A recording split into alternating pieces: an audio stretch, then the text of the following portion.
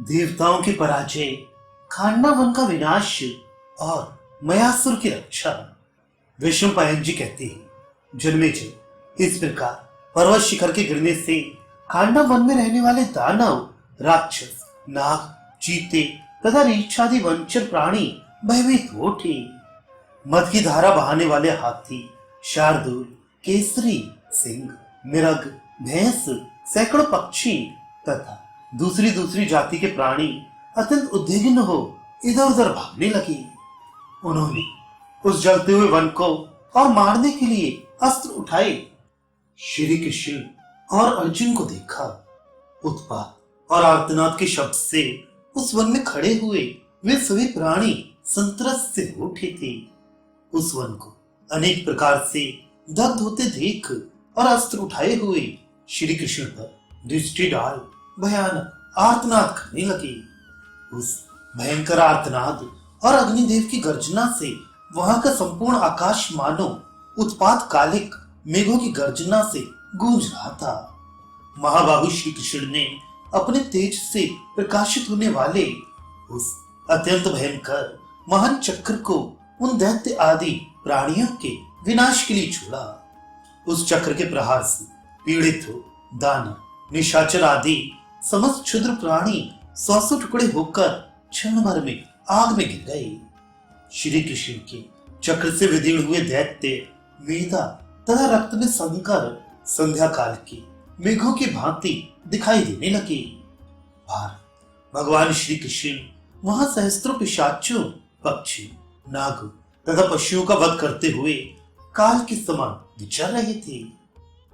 शत्रुघाती श्री कृष्ण के द्वारा बार बार चलाया हुआ वह चक्र अनेक प्राणियों का संहार करके पुनः उनके हाथ में चला आता था। इस प्रकार पिशाच, नाग तथा राक्षसों का संहार करने वाले सर्वभूतात्मा भगवान श्री कृष्ण का स्वरूप उस समय बड़ा भयंकर जान पड़ता था। वहां सब ओर से संपूर्ण दानव एकत्र हो गए थे, तथापि उनमें से एक भी ऐसा न निकला जो युद्ध में श्री कृष्ण और अर्जुन को जीत सके। जब देवता लोग उन दोनों के बल से खांडव वन की रक्षा करने और आग को बुझाने में सफल न हो सके, तब पीठ दिखाकर चल दिए। राज शतकृत इंद्र देवताओं को विमुख हुआ देख श्री कृष्ण और अर्जुन की प्रशंसा करते हुए बड़े प्रसन्न हुए। देवताओं के लौटाने पर इंद्र को संबोधित करके बड़े गंभीर स्वर में आकाशवाणी हुई। वास, तुम्हारे सखा नाग प्रवर्तक छक इस समय वहां नहीं है। वे खांडव दाह के समय कुरुक्षेत्र चले गए थे। भगवान वासुदेव तथा अर्जुन को किसी प्रकार युद्ध से जीता नहीं जा सकता। मेरे कहने से तुम इस बात को समझ लो। ये दोनों पहले के देवता नर और नारायण हैं। देवलोक में भी इनकी ख्याति है। इनका बल और पराक्रम कैसा है ये तुम भी जानते हो। ये अपराजित और दुर्धर्ष वीर हैं। संपूर्ण लोकों में किसी के द्वारा भी ये युद्ध में जीते नहीं जा सकते। ये दोनों पुरातन ऋषि श्रेष्ठ नर नारायण संपूर्ण देवताओं, असुर, यक्ष, राक्षसों, गंधर्वों, मनुष्यों, किन्नरों तथा नागों के लिए भी परम पूजनीय हैं। अतः तुम्हें देवताओं के साथ यहाँ से चले जाना ही उचित है। खांडव वन के इस विनाश को तुम प्रारब्ध का ही कार्य समझो। यह आकाशवाणी सुनकर देवराज इंद्र ने इसे ही सत्य माना और क्रोध तथा अमर्ष छोड़कर वे उसी समय स्वर्गलोक को लौट गए। राज महात्मा इंद्र को वहां से प्रस्थान करते देख समस्त स्वर्गवासी देवता सेना सहित उनके पीछे पीछे चले गए। उस समय देवताओं सहित देवराज इंद्र को जाते देख वीरवर श्री कृष्ण और अर्जुन ने सिंहनाद किया।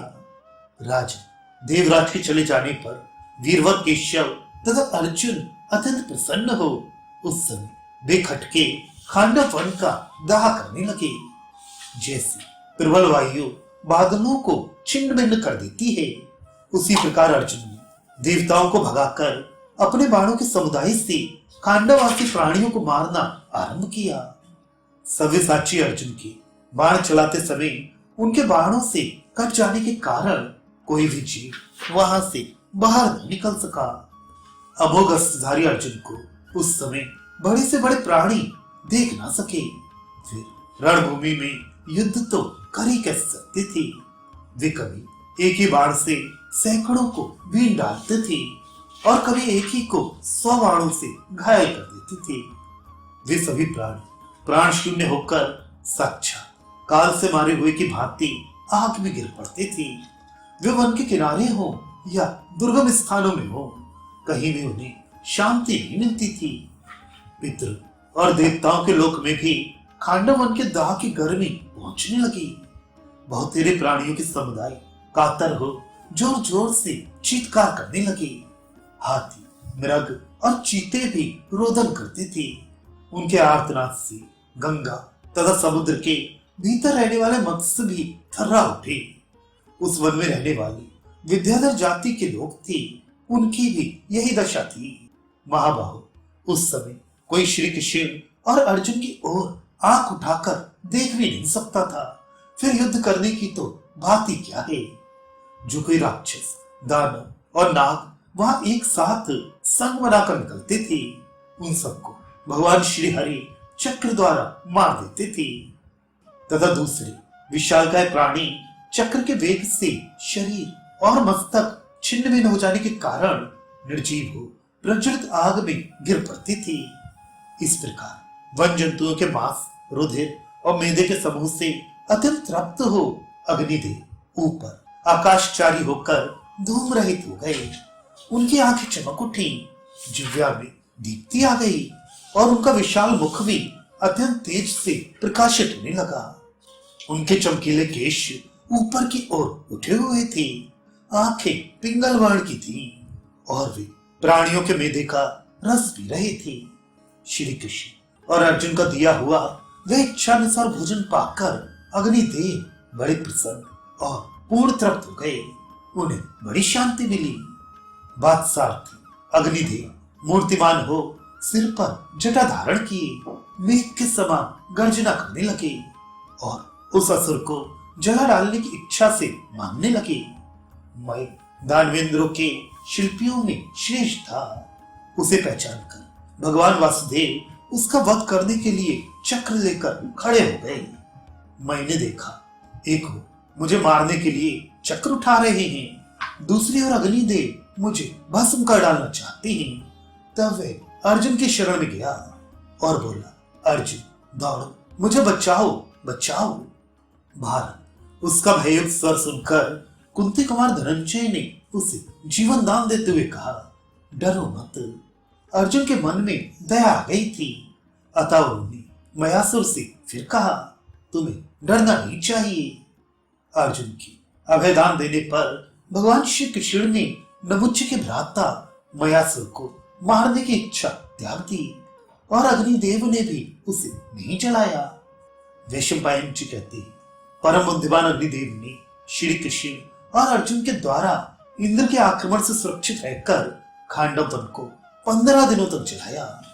उस वन के जलाए जाते समय अश्वसेन नाग, मयासुर तथा 4 शांगक नाम वाले पक्षियों को अग्नि ने नहीं जलाया।